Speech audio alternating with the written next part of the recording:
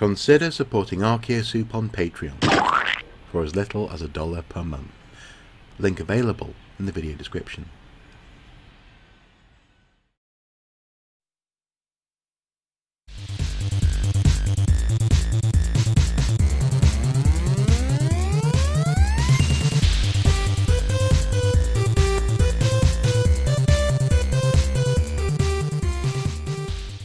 Hello and welcome back to another Digging the Game. In this series we play computer games as archaeologists. But today I want to try something a bit different, if I may. Today I want to look at a book. Ugh! This book, this glorious tome, The Legend of Zelda, Breath of the Wild, Creating a Champion. This beautiful folio edition was bought for me by my amazing wife. She really is a wonderful woman. But beyond me simply loving this book obviously contains what you'd expect from essentially an art and development record. It has art and also reflections on the development of the game. But also, crucially, in this book, towards the end, they lay out and explore and acknowledge essentially what we've been exploring over the course of 5 episodes now in this game. The history and archaeology of HYRULE as built into the game. Today actually represents essentially an opportunity to mark our own homework, as it were. A chance to see whether or not the interpretations and the archaeological instincts that I've been applying to the game actually hold any water. I'm happy to say that they do. First of all, though, this book represents a wonderful art book. It's a brilliant collector's edition for anyone who's interested in Zelda, and in particular, obviously, in Zelda Breath of the Wild. It has art for all the different characters, designs and models of all manner of different creatures. My wife actually loves Hestu, this creature here. That's why we've got him bookmarked there. She did a cross-stitch of him. But you know, and also in addition to characters and animals, we've got, for example, weaponry and settings and locales. You know, all this sort of stuff is in here. It's a brilliant book, and actually also as a record of the development of the game, I'm particularly interested in how they went through different phases developing the character of Link. In fact, so here's an early version of Link, a completely out there design. The guitar playing, motorcycle riding Link was one of the early designs put forward at the start of development. The modern outfit of jeans and a jacket was a totally new look for Link. And I like that. I like that they've got all this stuff in here. Pencil sketches and the really wacky out there stuff that they were considering. Because actually some people would quite like to see Zelda go into the future. In fact, little tidbit, one of the original concepts for Zelda and the character of Link and his name being Link was that he would actually be linking 2 different time periods. It would be sort of set in the modern times and like a mythical past, and he'd be linking the 2. So actually this design here isn't a million miles away from Link, even if it is a big step for the game as a series. But yeah, that to one side. This book is a beautiful book, and I heartily recommend it if you're a fan of Zelda. However, towards the end of this book, there is a wonderful and exciting, explicit acknowledgement of the history and the archaeology of this game. In fact, quite literally, they say here, history written on the geography of HYRULE. Present-day HYRULE is divided into 8 provinces, and at its heart sits HYRULE Castle, once the centre of the kingdom of HYRULE. Calamity Ganon's revival doomed the kingdom, and the remnants of the destroyed historical landmarks and flooded villages dot the map. In other words, this game is deliberately littered with archaeological hints as to what has happened in the past 100 years and also what has happened before then. There's also some interesting and exciting mythical elements as well built into this archaeology. But I suppose we don't necessarily want to look at the knowns, you know, so the history of the chronology of what leads up to Breath of the Wild is explained during the course of the game. The past 100 years being a cycle during which Link was asleep, following a 10,000 year cycle of the bad guy being defeated and returning, defeated and returning. So I'm not necessarily going to examine that too closely today. Well, first of all, actually, take a look at this. This is actually a sketch of what Hyrule Town looked like 100 years ago, before it was completely laid to waste by the most recent arrival of Ganon, Calamity Ganon. About 100 years ago, preparing for Calamity, it says here. And this you will not see in the game. This is just a sketch of what the town did look like in the game. It looks a bit more like this. So quite a difference. But again, the very fact that they felt the need to draw what that looked like originally speaks to this relationship, this archaeological awareness that they had when making this game. And that really got me excited. This great calamity and final battle is explicitly represented in two key sites: the Akkala Citadel ruins and also Fort Hateno. We explored these in episode 2 and episode 3 of the Zelda Breath of the Wild videos, and both of these sites represent that moment of high conflict. The Guardian robots were attacking, and people were making their last great defense of those sites. When it comes to the Akkala Citadel, I found it fascinating climbing that citadel, but also exploring and trying to understand why and where cannons were placed, and what the field of vision was for the battle. And that is represented actually in this book quite beautifully with this map. We have the Akkala Citadel, Cannon Battery 1 at the very top, Cannon Battery 2 with a cross field of fire there. There's a bridge here coming in from the south that we approached the Citadel from initially. And also we have Battery 3 here overlooking the parade grounds just down there. And I was intrigued by this spot as a key final effort, a push by the people of Hyrule to resist. And that's exactly what this represents. Akkala Citadel, the kingdom of Hyrule's last stand. Akkala Citadel's tactical functions. The site sits in the middle of two roads that enter Akkala, one on each side, and is perched high atop a peak in between them. The sheer cliff face forms a natural border all the way from the northwest side to the northeast side. A stone staircase to the citadel runs clockwise up the peak from the former Akkala Bridge to the southeast. The south side of the citadel faces the main road into Akkala, so a high stone wall was constructed for defence. I find it really gratifying that interpretation that we went through the process of thinking about is exactly what the game developers intended this site to look and feel like.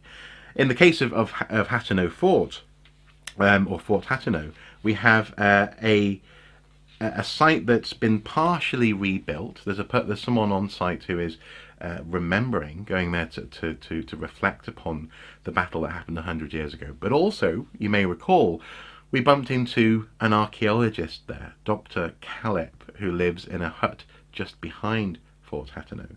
Now, in that video, I found myself reflecting on how just beyond the wall there were some remnants of horses and carts and people's belongings, seemingly refugees who had made it beyond the wall and had stopped for respite as soon as they could when they were in a place of relative safety. And that is again exactly what is in the description here.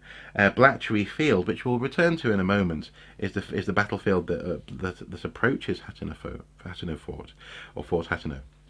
And Fort Hateno sits at a choke point in a valley along the road from central Hyrule to Necluda. And its appearance suggests it was more of a checkpoint than a fortress. There are no permanent living quarters for soldiers, so it's likely that they came from elsewhere to work their shifts. And it can be inferred that Fort Hateno's purpose was to observe the coming and going of people between central Hyrule and Necluda. Since it was never intended to face a full-scale assault, it didn't have the space to deploy soldiers like Akkala Citadel did. It's said that on the day of the Great Calamity, all they could do was shoot arrows from the wall and attempt to slow down the approaching guardians, whose remains litter the outside of that fort choke point to this day in the game. The road from central Hyrule passes between the dueling peaks, creating a bottleneck that slowed the Guardians down. But Blatchery Plain, right in front of Fort Hateno, was a wide open space that made defence difficult for protectors of Necluda. There was also a limit to how many people could stand on the wall at the same time, so their defensive capabilities were minimal. With Hateno village being so close, reinforcements were readily available, but the fort was not meant for a prolonged battle. There wasn't anyone there capable of coming up with long-term strategy for extended warfare. It's obvious from the remains, the Guardians, that were in the process of climbing the wall when they were destroyed, that the fort was mere moments from being overrun, and it is reasonable to call the successful defence of this frontier outpost a true miracle. And that's exactly what you get from exploring the remains there. I simply love it.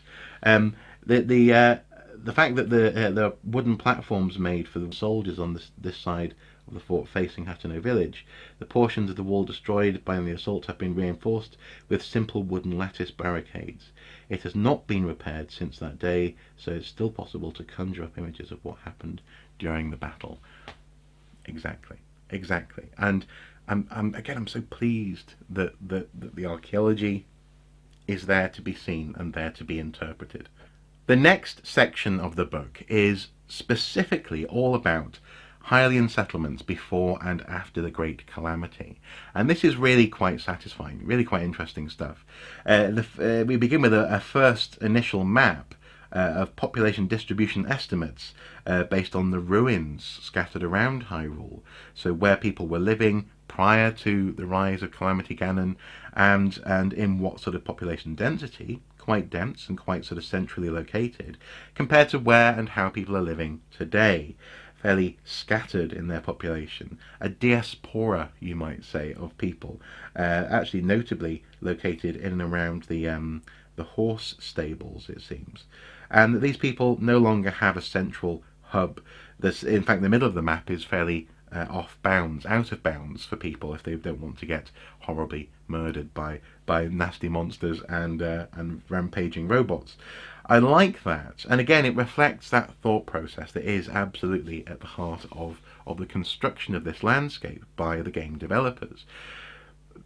There's also I suppose a gratifying but slightly disappointing element to some of this stuff, in so much as you may recall in video 3, along with Fort Hateno, the ruins, I looked at Blatchery Plain, or the Ash Swamp, and I was wondering what was going on there. It looked like a whole series of ruins that was simply a section that was copied and pasted over and over again at different angles, and therefore not really a proper real space. Rather, it was a place that was made to look like a ruined environment, aesthetically as opposed to realistically. And actually here they do literally say unknown remnants. Many fragmentary ruins dot Blatchery Plain and the Tumlia Heights, but the structures were so thoroughly demolished that it is unclear what they were originally intended basically for. So in other words, they know what they've made there is an aesthetic ruin, as opposed to something that has been logically destroyed, that you can see how it was once an actual building. And that's fine. That is part of this process, is understanding those places where the game developers and designers simply create an atmosphere as opposed to actually a logical place and space. But in other places, they really clearly did think it through. So, for example, the Dea village ruins, a site that we visited, I think, in part 5, are wonderful because you may recall it was a village in a dip. There was an element of flooding. I speculated on maybe this being a place where woodland and was being harvested because of the high quality of those houses, triple layer wooden walls in those places. Dea village ruins. This large village is located in the highlands, but unfortunately that did not hinder the Guardians' assault. It has since been swallowed up by Dea Lake and now resembles marshland. The Zelfos have taken up residence and attack those who pass too close. The Zalphos being the lizard people monsters. But that does tell us something. The village was built and then the water level rose. There's no real exploration of the reason for the dip that I was speculating about, or the size of the trees around the village, but it tells us something about the timeline, the chronology of that place. And it makes sense. Of course, you wouldn't build your village in a lake, but the fact that the houses are built on stone platforms hints that maybe the water table was already quite high and liable to rising. We have the outpost ruins. This seems to have been one of the most bustling outposts across Hyrule Field. There are enough structures left that it allows the viewer to imagine what it might have been at its liveliest. The husks of many guardians can be found here, which seems to indicate that it was subjected to persistent attacks. We actually explored the outpost ruins in the first video, along with actually lots of structures on the plateau. And actually on the plateau we have a whole host of wonderfully explained little bits. The Temple of Time. Not even the walls surrounding the Great Plateau could keep the Guardians from invading Hyrule's sacred land. The roads leading to the Temple of Time have been demolished, but traces of these buildings, of three buildings that form the front of the temple, can still be seen and give an idea of how immense it was. And that's true, it does give a sense of immensity, if that's a word, but also, if you recall, we were speculating on the function of that space and how people passed towards the Temple of Time, maybe making offerings at different key places. In fact, places of worship were specifically targeted. The large gate that once connected the Great Plateau to central Hyrule, this is something that I examined in that first video, was specifically destroyed and blocked. So people could no longer pass from ground level up onto the plateau, but also you may recall that now, because it's blocked, the staircase that leads up onto the plateau is essentially flooded. It's a small pond or lake, a very deep pond, but it's a lake or pond. So that's something else that was built into the fabric of the game. We have the civilian evacuation and the current communities in Hyrule.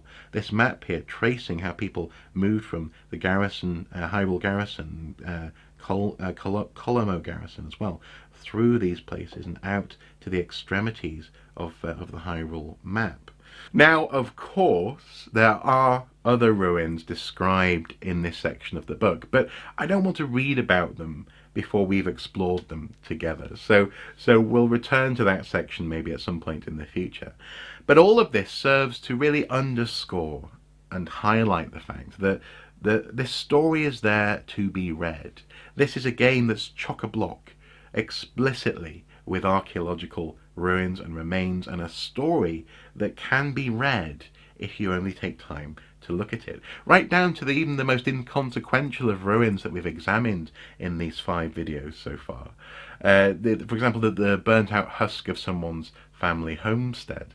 There is a story. That place has been placed in the landscape with thought and care from a design standpoint that represents a logic and an in-game history that we can understand in the context of an unfolding narrative. This is one of the reasons that I love this game. I mean, obviously, I just love Zelda, but as an archaeologist, I can play and enjoy this game on a different level, precisely because this stuff is just woven into the fabric of the game. Finally, I just want to take a look at this section here, Ruins from Times Unknown, Mysteries of Hyrule.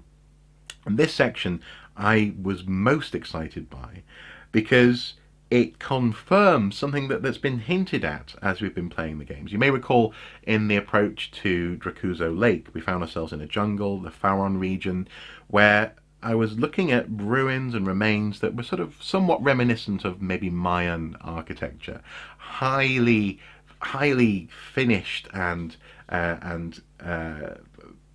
intricate architecture that seemed to be reinforcing and augmenting the approach to that lake, where there is actually a very special sacred site at the pinnacle of the place. But the point is that the architecture was fascinating, and it's an architecture that's repeated throughout the landscape, in particular at certain sites where there are great labyrinths built. And in this map here, we finally get an answer to what's going on. These are the ruins of the Zonai people, the mysterious Zonai. Now, actually, as you go through the map, as you go from place to place, past the ruins in the Faron region, they are called the Zonai ruins, but I never really clocked that as a description. I just thought that was a place as opposed to people. But the mysterious Zonai, the history of the Zonai people has been lost to time. There are rumours that they were a savage tribe based in Faron. In Faron, see, in the Faron ruins, where the most substantial of their ruins are located. However, Zonai ruins with very similar characteristics can be found in all parts of Hyrule, highlighted in green. So across the map, where, as I say, the labyrinths there, and there, and there. The Fiflo ruins. Actually, I'll explore those ruins in the next part, so I won't talk too much about them, but the approach to them is also quite interesting in the landscape. In addition to the massive palace in Faron, the Zonai ruins throughout Hyrule seem to have elements connecting them to ancient shrines. The Zonai themselves are spoken of in hushed whispers as strong magic wielders, who vanished suddenly thousands of years ago. The disappearance of the Zonai is one of Hyrule's greatest mysteries. And in that context, we also have little smaller monuments and structures throughout the landscape that are indicative of these people, and in particular the Zonai pillars. The pillars, for example, here, the purpose of these towers is unknown. Some think that they may have been used for magical purposes, but cannot be confirmed. They remain one of the things that lend Hyrule's past an air of mystery. And we came across these pillars very, very particularly in the Guccini Barrow ruins, in the plains just outside the Faron region, where you have these barrows at the bottom of pillars, where we were speculating on how and why people were buried there, and the choices made about those pillars, the heights and the locations of those things. And that is not by accident. They're placed there just next to the Faron region, and as I speculated, these were probably people coming out of that region and being buried in that landscape, and they are indeed connected. I love that without being told, without having it written down seemingly anywhere, or anywhere that I've come across yet, in the game you can make that connection just by being an archaeologist. So gratifying. There's also reference here to an ancient Hylian culture, and these structures are structures that I don't think I've actually focused on yet, but again, maybe in the next part we'll have to go and focus on one of these structures. I can think of one place in particular where they're very obvious, but they look kind of almost like ancient Greek temples in places. There's one, for example, by the coast that's quite cool. And these ancient Hylian structures located in the Tabantha frontier region were ruins long before the Great Calamity. Some speculate that these were structures built around the same time and a period as three sacred springs, due to the similarities in their use of materials. Interestingly, the ancient springs that they reference there, you may recall we did visit one of those springs at Dracuzo Lake. So the ancient Hylian spring had been built there. That is a site that is in Skyward Sword, and seemingly after that point the Zonai people built their interesting culmination of architecture approaching that spring. So again, that sort of hints at a timeline. Ancient Hylian culture, and then Zonai people, certainly in the Faron region. That's kind of cool. Places that feature similar stone architecture are classified as ancient Hylian cultural relics and are highlighted on the map in yellow.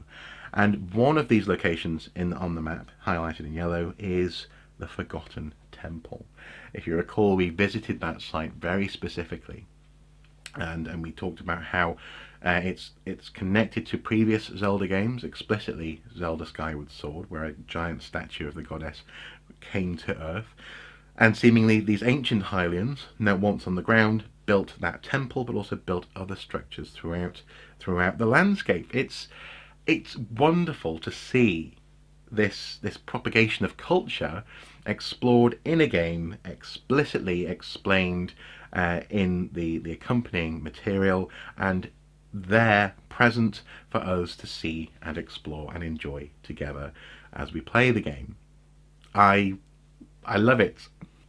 These little thoughts, these little seeds that they've spread across the landscape are so gratifying. And I'm going to continue to explore Zelda Breath of the Wild, looking for some of this stuff. But also now we have this reference book, we can every now and then check back in on our suppositions to make sure that they do actually make sense. Now, obviously, that's not necessarily, well, in fact, in many respects, it's absolutely not how archaeology works. Normally, we can't check in and check that our answers are correct.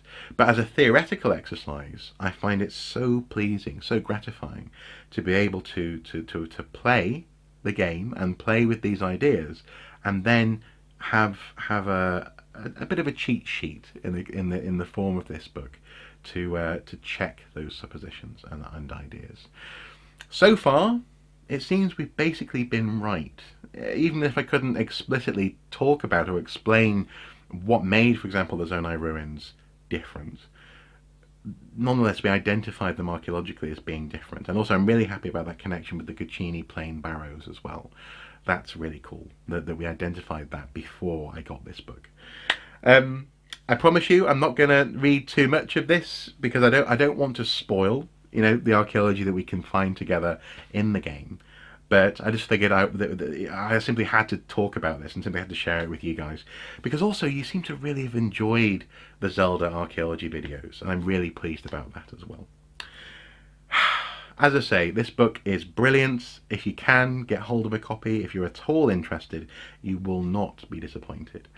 But for my part, I've been practically giddy reading this thing, and I can't wait to play the game. So actually, I'm going to go and do that now. As ever, guys, until next time, do take care. Bye-bye.